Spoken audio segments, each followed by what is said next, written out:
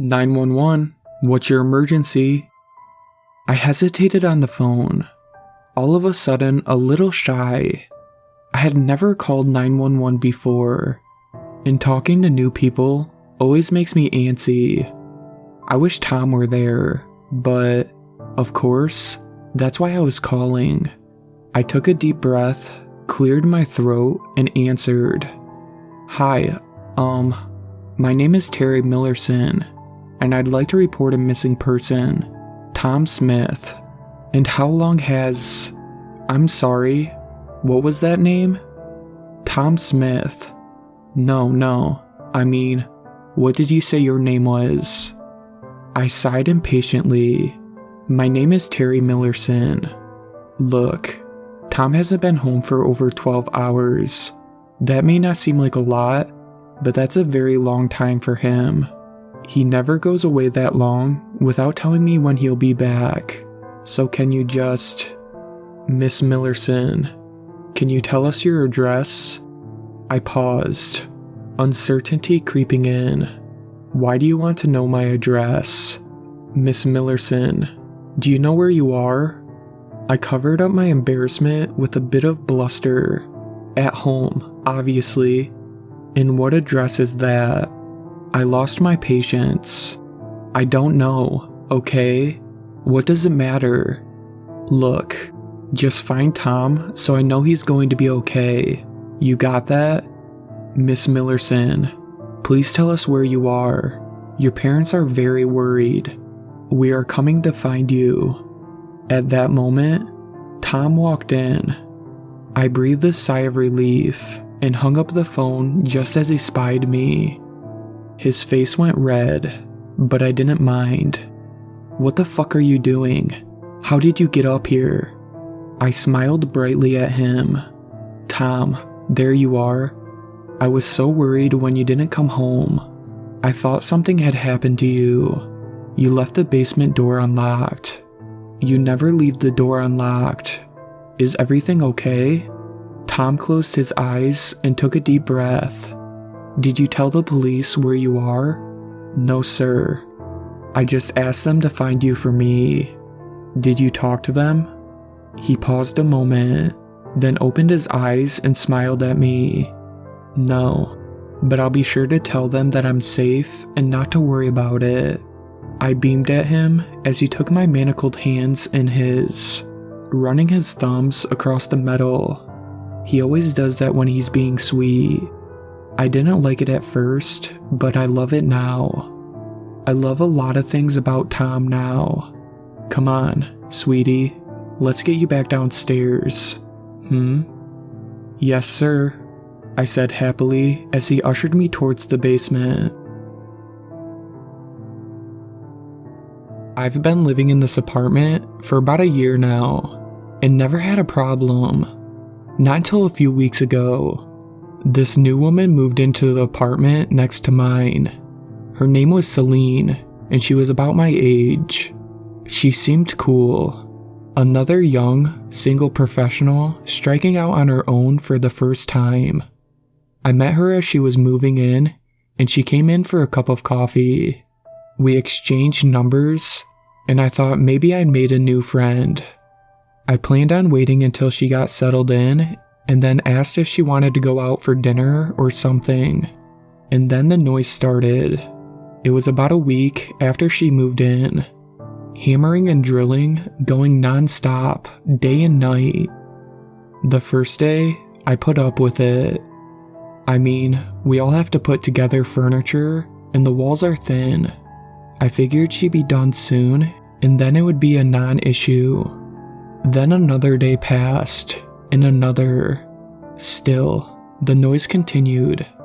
Finally, I shot her a text, asking if she needed help setting up her apartment, and very politely asked if she could keep it down a little. She texted me back almost immediately. Sorry about that, I'll keep it down, smiley face. No help needed. Haha, should be done soon.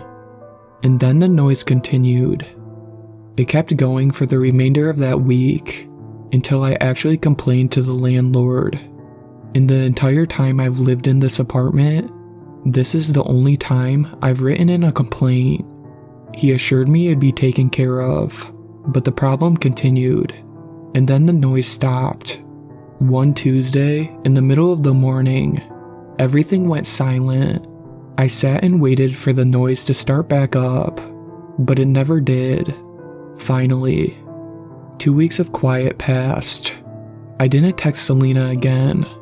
I decided I wasn't really interested in becoming acquainted with someone who was so inconsiderate of their own neighbors. She didn't reach out to me either, and gradually I put the past annoyance out of my mind. Until about 2 days ago, that is. I came home from running errands to find police flooding my hallway. I stopped short in surprise, which caught the attention of an officer. "Do you live in this building, ma'am?" he asked. Yeah. I live in 404, I said, pointing to the door near the epicenter of the swarm. "Do you know Selena Michaels?" he asked.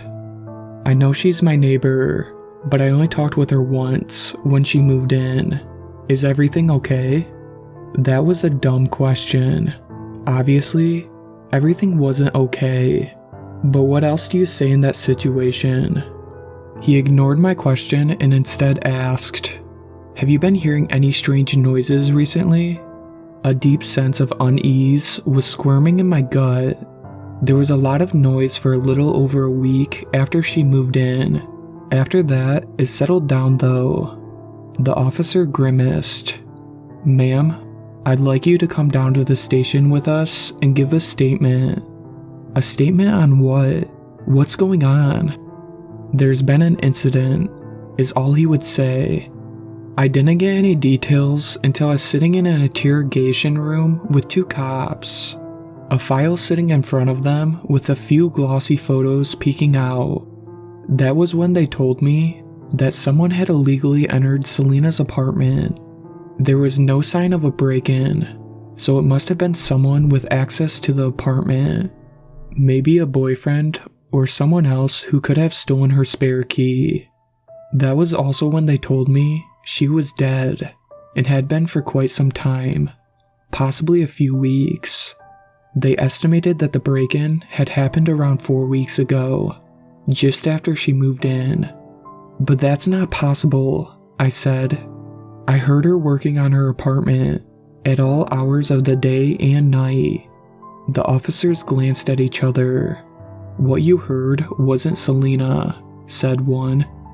"We have reason to believe that whoever broke in was, during that time, assaulting her and, after she died, dismembering her." I thought back to the noises I heard and the nausea began to rise in my stomach. No, that can't be it. She would have screamed. I would have heard her screaming, right? At that moment, my eyes fell back on the file and, before I knew it, I was going to do it. I snatched at the picture that was poking out. One of the officers tried to grab it from my hand, but it was too late.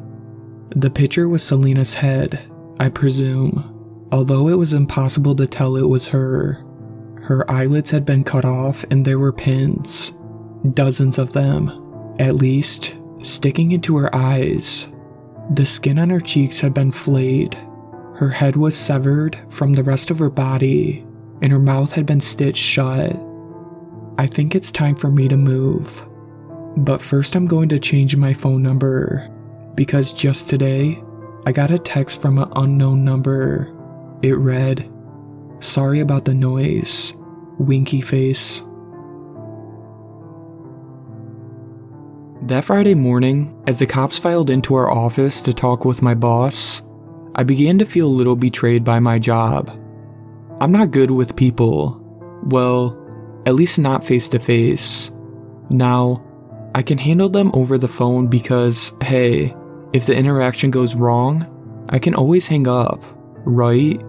But when it comes to dealing with people personally, let's just say it's not my forte, which is why I worked at the dispatch office in the first place.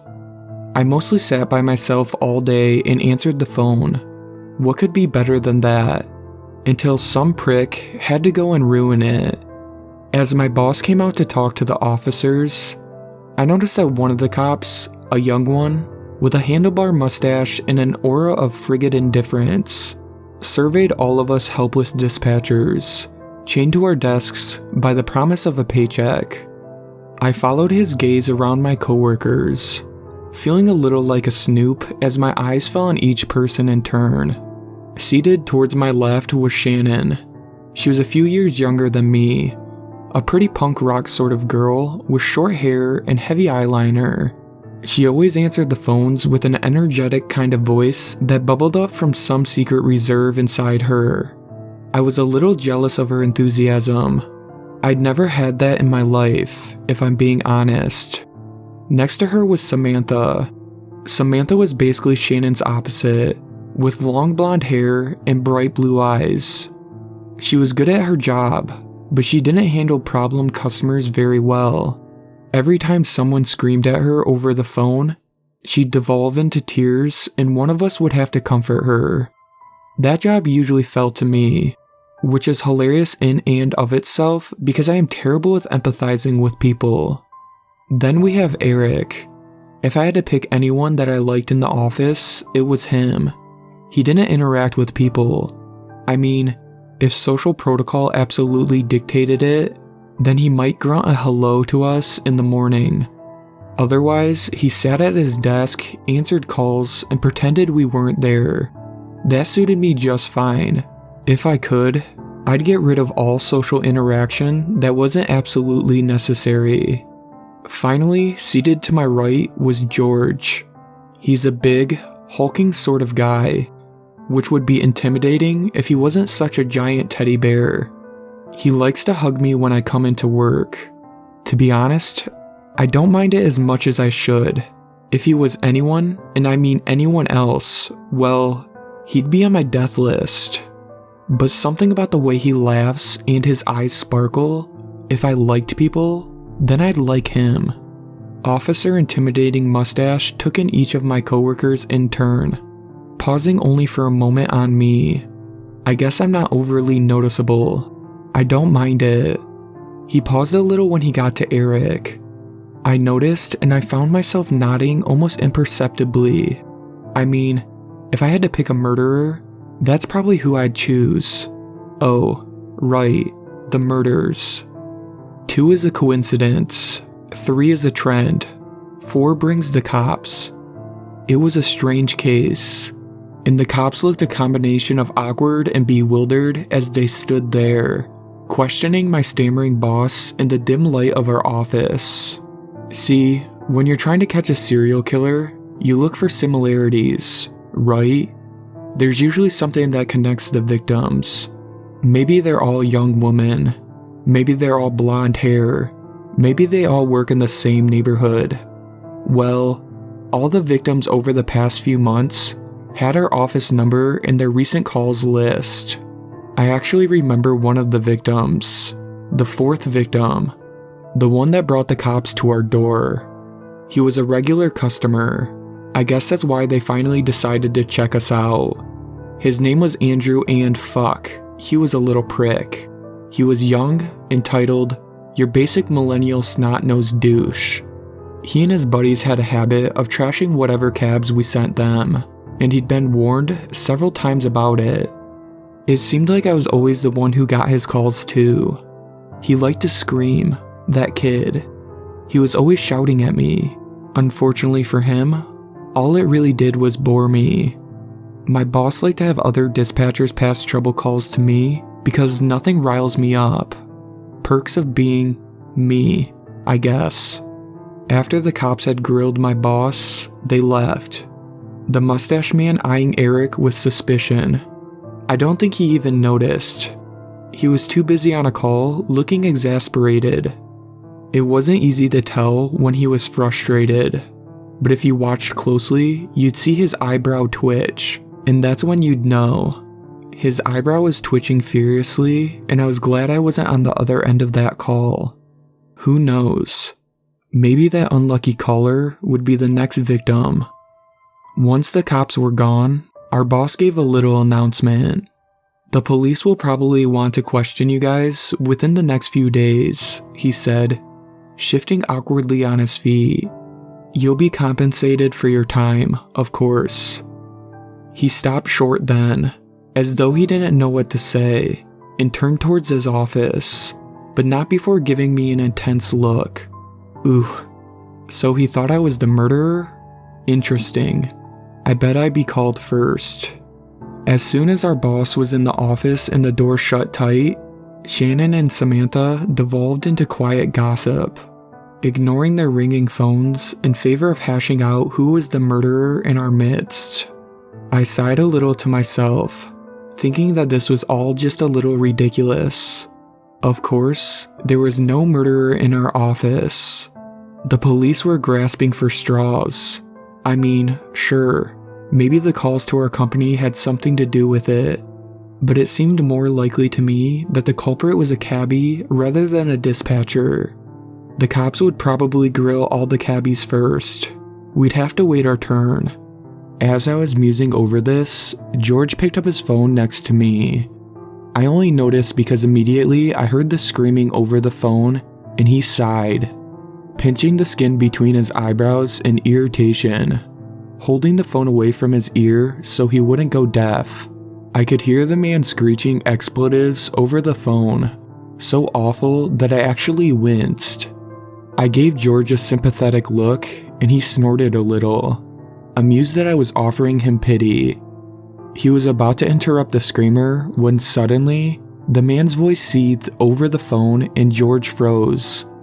"I'm going to come down there to the office and beat the shit out of you. You hear me?" Oh, George heard him. Everyone in the goddamn office heard him. I saw something in George's demeanor change as soon as those words were hanging in the air. See, it was the eyes. He had these bright, expressive blue eyes, but suddenly, they were dead and flat. His face dropped, as though he had dropped some kind of mask. I'd say he looked dead, but actually, well, he looked like he had never been alive in the first place. He raised the phone back to his ear and spoke very, very quietly. So quietly that at first, I wasn't sure if he was even speaking. "Sir, you're at the residence of 942 Clippingham Drive. Isn't that right?" "You're goddamn right I am, and I ordered a cab 15 fucking minutes ago." "Sir," continued George, a deceptive calm flooding his voice, "I'd advise you to shut the fuck up, you lazy piece of shit. And before you think of opening your shit-spewing mouth again, please remember." And then he paused and looked at me, a strange sort of smile creeping over his face, pulling back to show the glimmering whites of his teeth just a little. "I know where you live."